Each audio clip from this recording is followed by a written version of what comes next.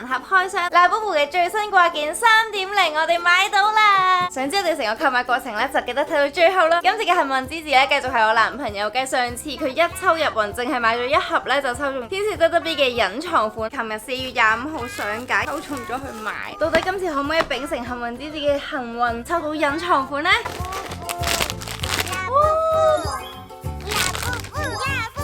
藍色，最後3盒，淡淡嘅珊瑚粉色，紫色。